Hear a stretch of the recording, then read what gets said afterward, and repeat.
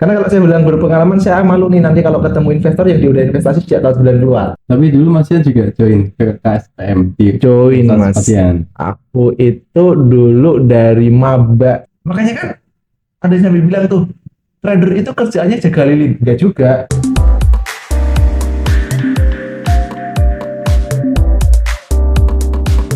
Selamat pagi dan selamat datang di podcast Cuan. Halo guys, saya Muhammad Faiz Maulana, host untuk podcast kali ini, dan bersama kita hari ini adalah seorang narasumber yang sangat berpengalaman dalam dunia pasar modal, yaitu Mas Ahmad Nurayanto atau yang biasa kita kenal dengan Mas Ian. Halo Mas Ian, gimana kabarnya Mas hari ini? Faiz, baik-baik. Sehat Mas Faiz. Alhamdulillah Mas. Oke, ini setelah lama kita menjadwalkan ya, akhirnya Iya. baru kali ini nih kita ketemu nih di podcast ini ya. Iya. Mungkin bisa saya dulu Mas. Oke, halo teman-teman. Kita podcast apa? Podcast cuan. Podcast ya. Cuan, iya. Oke. Oh ya Mas Adi, gimana perjalanannya ke sini? Lancar lah Mas, alhamdulillah lancar. Biasa ya, kita kan ilmu ngebut ya. Alhamdulillah ya, semuanya lancar. Iya. Sebelum kita mulai, saya ingin sedikit memberikan latar belakang tentang Mas Ian. Beliau ini adalah seorang investor pasar modal yang telah aktif di pasar modal dan sudah sangat berpengalaman investasi di dunia pasar modal. Saat ini beliau menjabat sebagai Officer Kepala KP BEI Jawa Tengah 1. Oke, next. Saya penasaran nih, bagaimana dulu sih awal mula Mas Ian ini terjun ke dunia pasar modal dan sejak kapan mulai aktif berinvestasi di pasar modal? Ya. Oke, sebelum aku jawab itu, aku mau klarifikasi dulu nih. Aku bukan investor berpengalaman, teman-teman. Karena di pasar modal itu kita selalu belajar, Mas. Oke. Karena kalau saya bilang berpengalaman, saya malu nih nanti kalau ketemu investor yang dia udah investasi sejak tahun 90-an. Ya, ya. Walaupun mungkin teman-teman tahu saya di pasar modal udah 10 tahun lebih ya. Tapi itu juga masih terhitung masih tahap belajar, teman-teman. Karena ini tips juga buat teman-teman. Kalau mulai investasi, itu tidak ada namanya selesai. Kita harus selalu belajar, dan belajar. Keep learning and investing, katanya begitu kan. Nah, oke. Jadi pertanyaannya tadi kan gimana awalnya pertama kali saya kenal dengan investasi ya, dan gimana awalnya saya mulai investasi. Ini mungkin akan short long story Mas, agak panjang gitu ya. Iya, Pak. Karena gini Mas, saya itu dulu ya cerita aja nih ya. Saya itu SMA-nya IPA. IPA itu ya setahu saya nyari duit itu cuma ada dua. Kalau enggak kerja ya bisnis. Iya kan? Iya. Nah, ternyata waktu saya kuliah, kebetulan kuliahnya maksudnya ekonomi ini ya kan. Nah, masa ekonomi pertama kali ospek ketemu kakak tingkat, ngobrol-ngobrol, ternyata dia anak KSPM. Ya kayak Mas Faiz nih lah, anak kampus di pasar modal gitu ya. Iya. Terus saya tanya, pasar modal itu apa? Oh, investasi. Loh, investasi itu emang mahasiswa bisa ya investasi? Karena kan di mindset saya yang namanya investasi, yang namanya investor itu orang duit. Dulu Iya. waktu pertama kali kenal. Kenapa? Ya kan setahu saya kalau mau investasi itu ya kita investasinya tanah, investasi logam mulia gitu ya. Investasi di pabrik atau bisnis, yang notabene duitnya gede. Oh, ternyata setelah dijelasin, oh ada kok investasi yang memang terjangkau. Itu apa? Investasi di pasar modal. Produk pertama yang saya kenal waktu saham. Jadi itulah awalnya saya kenal yang namanya saham. Tapi balik ke background saya yang bukan anak ekonomi, bukan anak IPS. Saham itu bisa sesuatu yang sangat asing. Dengar namanya mungkin pernah ya, tapi kan saham itu seperti apa itu kan belum tahu nih waktu itu ya kan. Jadi setelah selesai ospek, saya tertarik tuh sama yang namanya KSPM. Saya coba tuh nongkrong di galeri investasi ya. Unikal juga ada kan galeri investasi. Nah, saya coba nongkrong di situ, saya tanya-tanya, saya buka akun. Nah, dari situlah saya belajar investasi. Jadi starting point-nya adalah di situ, di KSPM itu saya dulu. Tapi dulu Mas Ian juga join ke KSPM di Join Universitas Mas. Pasian. Aku itu dulu dari maba sampai lulus itu masih ngurusin KSPM. Walaupun kalau mungkin kan pas semester saya kita udah demis ya, tapi masih sering sama adik-adik KSPM. Jadi masih. Karena memang KSPM itu menurutku salah satu organisasi yang dia itu benar-benar relate dengan perkuliahan dan masa depan. Karena dulu nih ya, kita kuliah ekonomi, manajemen akuntansi itu kan kita belajar laporan keuangan, kita bisa analisa laporan keuangan. Itu dipakai buat apa? Ya kan? Nah, ya udah kita pakai buat apa? Kita pakai buat milih saham, real investment. Belum lagi nanti masa depannya kalau teman-teman punya pengalaman, ya kan punya sertifikasi pasar modal, itu menunjang karir. Jadi itulah kenapa KSPM itu penting banget sih Bisa jadi dia itu story dari karirku tuh mulainya dari SPM. Itu join dari semester Semester awal dari awal. maba itu magang dulu kan. Yang dulu ya benar. Kalau Mas Yan ini tipikal yang trader atau investor jangka panjang, Mas? Ini menarik mas. Investor or trader gitu ya. Kalau saya selalu menjawab, know yourself. Taulah dirimu sendiri. Kenapa? Karena begini, terkadang ada orang yang cocok jadi trader, tapi terkadang ada orang yang cocoknya jadi investor. Saya dulu pertama kali mulai investasi, saya coba dua-duanya. Kenapa? Karena kalau saya coba hanya salah satu, saya nggak bisa compare. Nggak bisa bandingin nih bedanya trader dan investor di diri saya. Karena kan kita tahu ya, kalau trader itu kan kita transaksinya sangat cepat. Pakai teknikal, pakai analisa market gitu ya. Itu kapan jual, kapan beli. Kalau investor itu kan kita bisa emiten. Kita setelah beli, kita sabar menunggu. Dia tumbuh, growth kan. Saya coba keduanya. Gimana caranya? Simple. Waktu itu saya masih ingat saldo investasi saya itu udah 1 jutaan di rekening saya. Saya split jadi dua. Jadi ini 500.000 saya tradingkan, 500.000 saya berikan saya untuk jangka panjang. Setelah 1 tahun lebih berlalu, saya cek secara return, secara keuntungan. Oh ternyata keuntungan saya itu banyak di investasi jangka panjang. Jadi that's why akhirnya saya tetap trading mas. Alokasi tradingnya jadi kecilin. Yang tadinya 50-50, sekarang mungkin ya waktu itu setelah mulai paham diri saya dan cara investasi saya, tradingnya cuma 30% dari modal. Yang 70%-nya itu buat investing. Kenapa? Oh, karena kalau trading itu kan kita ketika lagi pegang saham, kita harus mantau market. Iya kan? Maka risikonya apa? Risikonya kalau pas kita nggak lagi mantap dan posisi pegang saham gitu ya, akhirnya kan turun. Nah, kalau investing, kita udah susah di awal, effort di awal ya, baca laporan keuangan, nyari prospek perusahaan ke depan dan sebagainya. Oke, kita dapat nih perusahaan bagus dengan harga murah. Kita beli, ya udah kita tinggal apa? Pantau aja secara berkala, nggak perlu rutin. Jadi dari situ saya menemukan kesimpulan bahwa oh berarti diri saya cocoknya di investing, jadi investor. Tapi ada juga, oh mas, saya itu suka sesuatu yang cepat. Saya itu pengambilan keputusannya cepat. Saya sukanya trading. It's okay kok. Asal apa? Asal kamu tahu dirimu sendiri. Karena di pasar modal itu sebetulnya ya musuh terbesar kita itu bukan market, bukan saham. Siapa? Diri kita. Bisa nggak kita mempersiapkan, ya kan? Mempersiapkan ilmu kita, mempersiapkan pengetahuan kita untuk siap menghadapi kondisi market apapun. Disiplin nggak? Gitu kan. Tuh. Oh ya, tadi kan Mas Yan dulu waktu kuliah join KSPM, itu sambil belajar secara otodidak atau murni di KSPM, Mas? Oh iya, kalau kita ngomong belajar pasar modal ya konteksnya, itu kamu bisa belajar dimanapun. Sekarang enak, sekarang kayak gini ada podcast, ada konten ya kan, dan lain sebagainya untuk referensi belajar. Kalau dulu zaman saya belajar itu ya saya kumpul dengan siapa? Dengan orang-orang yang sama-sama belajar pasar modal, which is KSPM. Maka dulu itu KSPM itu benar-benar rumah, benar-benar tempat buat kita yang mau belajar pasar modal. Kita belajar di situ, kita sharing-sharing di situ gitu ya. Kita berbagi ilmu. Tapi juga auditor di luar. Caranya gimana? Baca buku, ikut seminar. Kalau di Bursa Efek atau di KSPM ada sekolah pasar modal, ikut sekolah pasar modal. Karena di situ starting pointnya kamu belajar investasi. Ya kan? Karena gini, sumber ilmu itu datang dari manapun, tergantung kita. Kita mau ngakses atau tidak. Sekarang begitu. Nah, maka baik lagi ke teman-teman, better kalau menurut saya kalau mau belajar investasi, belajarlah dari banyak sumber. Tapi ingat, sumbernya harus credible. Kenapa? Karena semakin ke sini, semakin banyak juga nih, ya kan, informasi-informasi yang kita terima terlalu banyak, kita nggak bisa nyortir. Mana mana informasi yang kredibel, mana yang enggak. Nah, itu bisa jadi acuan sih sebetulnya. Tapi juga kalau untuk pemula mungkin kayak Mas Yan tadi ya, 50-50 dulu ya, nyobanya Yes. biar tahu Coba kenali dulu. diri.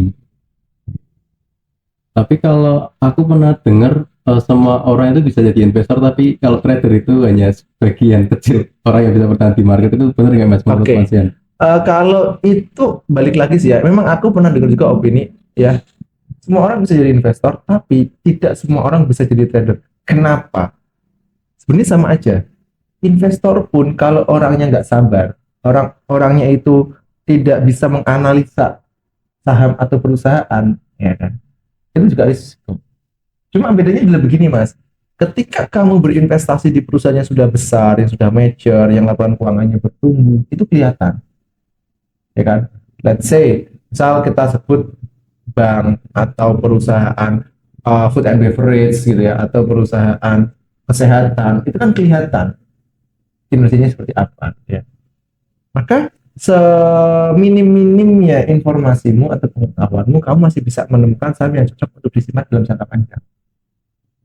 Tapi kalau trading, kita itu tidak hanya memantau yang namanya grafik saham, ya kan? Tapi apa? Tapi kita juga melihat sentimen yang ada di dalamnya. Seperti apa sentimen itu? Apa yang membuat saham ini dalam jangka pendek bergerak? Itu kita pelajari juga. Makanya kan ada yang bilang tuh, trader itu kerjaannya jaga lilin. Enggak juga. Ngapain candlestick dijaga gitu kan? Kita kan cuma baca, nggak jaga. Emang ngepet jaga lilin gitu kan? Enggak juga gitu. Investor tuh kerjaannya nunggu. Ya, hampir betul. Kita juga nunggu, tapi nunggu itu bukan berarti kita pasrah.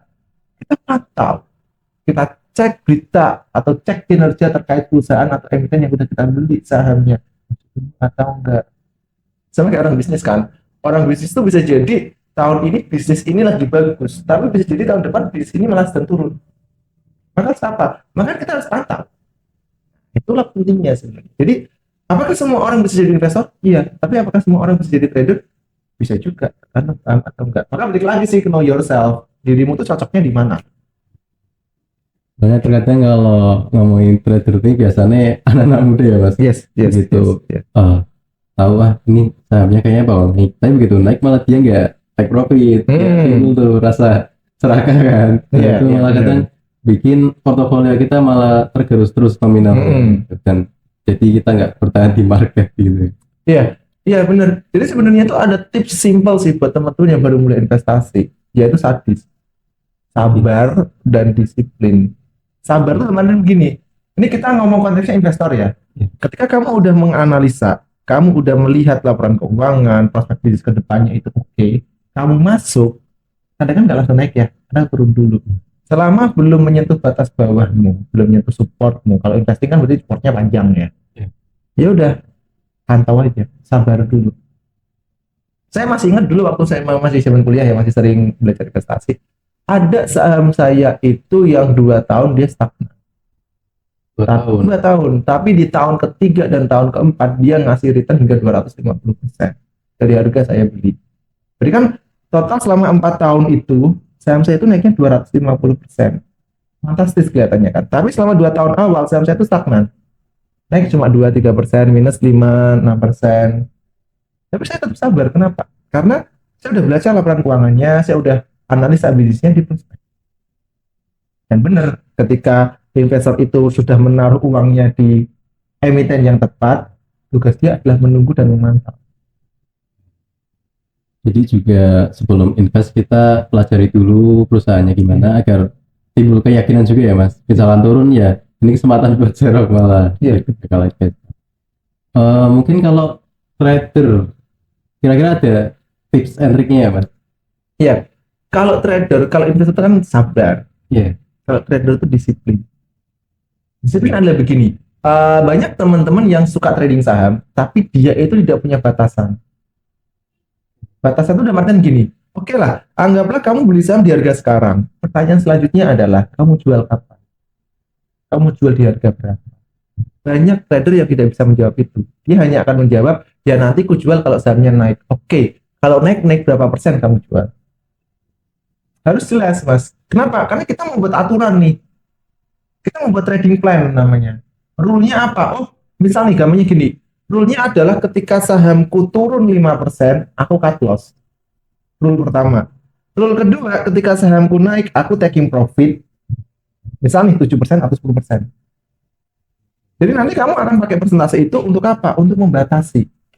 Membatasi apa? Membatasi resiko. Ya kan? Dan Bisa juga kamu pakai, kalau udah belajar teknikal ya, itu pasti kenal namanya support resisten. Jadi berdasarkan pengalaman saya, kalau ada yang tanya, Mas, ketika saya belajar teknikal pertama kali, setelah saya bisa membaca candle, apa yang harus saya lakukan? Buatlah support dan resisten versimu sendiri. Pakailah itu. Baru kita ngomong indikator yang lain. Kenapa? Karena kalau kita nggak punya batasan, Mas, misalnya ya, posisimu beli saham di harga 1000, Ya. dia turun ke 950, apa yang kamu lakukan? Nggak tahu. Akhirnya apa? Didiemin. Padahal bisa jadi itu adalah awal mula sahamnya mau downtrend. Nah, kalau nanti turun di bawah ke 850, padahal harusnya kita bisa exit tuh di 950 kan, cuma rugi Rp50. Kalau sekarang exit di 850, ruginya Rp150, lebih gede. Itu. Yang profit juga sama. Fungsinya apa? Mengamankan keuntungan. Nah, kalau kamu beli saham, dia naik nih ya, mau jual di berapa? Nanti Mas, nunggu dia naiknya sampai maksimal. Loh, naik maksimal itu di level berapa? Kita nggak tahu kan. Bisa jadi saham ini beli kamu 1000, sekarang di 1080 misal, ya kan? Nggak kamu jual. Oke, dia naik lagi ke 1150, nggak kamu jual. Dia naik lagi ke 1200, nggak kamu jual. Ah, besok naiknya ternyata bisa turun. Balik ke 1100 sekian misal. Oh, masih turun bentar kok, aku masih untung. Kamu diemin lagi, turun lagi, turun lagi, turun lagi sampai balik ke 1000. Maka kan sebenarnya kamu udah bisa ngamanin keuntungan tuh. Iya. 20% atau 8% nanti hilang kan. Kenapa hilang? Karena kamu nggak mengamankan keuntungan, kamu nggak tracking profit. Makanya kalau seorang trader, advice saya berdasarkan pengalaman, dia support resistance itu harus kamu pegang. Macam-macam ya. Iya, punya planning dulu ya Mas, jangan Iya. punya perasaan. Ya, sebenarnya gini, pakai feeling itu juga nggak salah ketika kamu sudah berpengalaman di market. Oke. Karena kan gini ya, kita punya yang namanya otak kiri dan otak kanan, ya kan? Terkadang itu kita mengambil keputusan itu adalah spontan berdasarkan pengalaman. Contohnya gini deh Mas, kamu biasa dari rumah berangkat ke kampus itu lewat jalan yang sama terus. Kamu hafal medan nggak?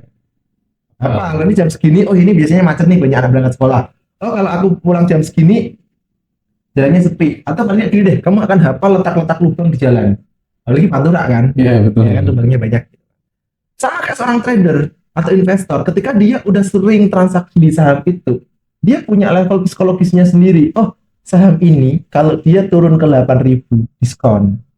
Kenapa? Karena biasanya dia tuh turun paling dalam cuma sampai 8.000. Nanti tanya profitnya, oh dia di 9.300. Jadi aku akan jual dekat 9.300. Feeling itu terbentuk dari apa? Dari pengalaman. Yang salah adalah, yang kurang benar adalah ketika kamu pemula, kamu belum punya pengalaman, kamu pakainya feeling. Iya kan? Iya. Data apa yang kamu pakai dari feeling itu? Ketika orang berpengalaman, dia ngomong dari apa? Dari historical transaksinya dia di saham itu. Dia sehingga bisa tahu psikologinya pergerakan harga saham itu. Tapi kalau pemula dia belum tahu. Bedanya di situ. Maka pakai apa? Pakai analisa. Pakai alat bantu. Tapi juga jangan terus kita mendewakan. Oh, berarti kalau gitu aku ikut orang yang sudah lama di market terus dia feelingnya kuat. Ya enggak gitu juga. Yang itu apa ngikutin kata selebgram ya atau tiktokers yang suka bahasa macam gitu ya Mas? Iya, kalau aku sih gini Mas, uangmu adalah tanggung jawabmu. Jadi walaupun kamu mencari rekomendasi, mencari advice sampai ke ujung dunia pun, tapi yang mencet buy dan sell adalah tanganmu sendiri. Maka otomatis tanggung jawab dari transaksi itu ada di dirimu. Untung rugi kamu yang nentuin mau eksekusi di harga berapa kan, bukan orang itu. Nah mungkin untuk pemula kan pasti ada istilah-istilah pasar modal yang kayak nggak asing, kadang kan ada yang bicara TP sekian, CL sekian. Nah itu kira-kira istilah-istilah apa aja sih yang ada di pasar modal yang mungkin pemula perlu tahu Mas? Banyak banget ya istilah di pasar modal Mas. Cuma adalah pertama nih, kalau aku lebih suka istilah yang pertama kamu tahu adalah yang terkait dengan transaksi yang akan kamu lakukan. Jadi kalau jual beli kamu harus tahu dulu namanya book order. Book order itu apa sih? Oh, book order itu buku menu. Jadi kalau saya mau transaksi, saya harus bukanya order book nih. Iya kan, satu. Kedua, di order book ada apa? Ada bid, ada offer. Bid itu apa? Oh, saya itu kalau ikut ngelelang, kalau saya mau beli barang, berarti saya ngebid. Jadi saya mau beli nih, saya nawar. Oke, ada lelangan barang, harganya segini. Saya bid deh segini, gitu kan. Berarti saya nawar. Kalau offer, oh offer itu berarti orang nawarin, berarti jual. maka sebelah kiri itu bid, berarti harga-harga orang yang mau beli saham, sebelah kanan tuh over, harga-harga orang yang mau jual saham. Makanya kalau saya mau beli saham nggak pakai ngantri, saya harus beli di harga over paling atas atau harga yang penjual tawarkan paling murah. Tuh, satu. Lalu kalau kita istilah selanjutnya ya, kita udah transaksi, udah buy sell apa? Oh, di transaksi itu ada statusnya open. Open itu berarti transaksi saya itu masih ngantri. Dia dong open masih terbuka kan. Tapi kalau udah match berarti transaksi saya udah dapat. Terus ada apa lagi? Oh, ada menu amend dan withdraw. Amend itu berarti revisi. Revisi itu kan kita membetulkan kan, kayak skripsi kan, revisian gitu ya. Jadi revisi itu apa? Kita membetulkan harga, entah itu menaikkan atau menurunkan, dan juga jumlah lotnya kita sesuaikan, kita kurangi. Nah, kalau withdraw, namanya withdraw, narik kan. Jadi kita membatalkan orderan kita yang statusnya masih open. Itu dulu. Nah, kalau istilah yang lainnya, itu nanti tergantung dari teman-teman. Ada istilah yang tadi ya TP, taking profit, cut loss, gitu kan. Nanti kalau baik order tadi ada hajar kanan, hajar kiri, ada auto reject, macam-macam. Dan itu teman-teman nanti akan ketahui ketika teman-teman udah mulai transaksi. Misal nih, oh auto reject berarti apa? Batasan. Harga itu, saham itu dalam sehari naik turunnya itu ada batasnya. Oh ternyata saham yang range harganya sekian sampai sekian batasnya ada 35%. Oh saham yang range harganya sekian sampai sekian batasnya naiknya cuma 20% sehari maksimal. Atau turunnya maksimal segitu. Jadi ada batasan. Auto reject. Terus apa lagi? Oh, Mas, capital gain. Namanya aja gain. Berarti kan kita dapat capital gain berarti keuntungan. Terus apa? Capital loss, kerugian. BEP itu ya berarti kita jual beli di harga yang sama. Nggak untung nggak rugi. Nggak untung nggak rugi. Tapi sebenarnya kalau di saham kalau kamu beli dan jual di harga yang sama, kamu udah rugi. Potong Fee transaksi. Gitu. Mungkin tadi sempat menyinggung apa Mas Yan, support dan resisten. Nah, mungkin pemula juga belum tahu nih support dan resisten. Iya, betul. Support itu adalah batas bawah. Jadi ketika sahammu itu turun, batas bawahnya di mana? Nah, kamu siap-siap nampung di harga support kalau belum punya. Atau kalau kamu punya, sahammu turun lebih dari support, kamu cut loss. Kenapa? Supportnya jebol. Nah, sama kebalikannya resisten. Resisten itu apa? Resisten itu batas atas. Jadi ketika sahammu naik, ya atapnya di mana nih? Nah, kalau dia udah deket resisten, kamu siap-siap taking profit, ngamanin keuntungan. Tapi kalau ternyata resistennya tembus, ya udah biarin aja sahammu naik. Jadi di pasar modal itu ada istilah ya, cut loss quickly. Oke. Kita cut loss secepatnya kalau udah sampai support, tapi let the profit run. Biarkan keuntunganmu itu terus lari, maksudnya terus naik ketika dia mampu nembus resistennya. Konsepnya seperti itu.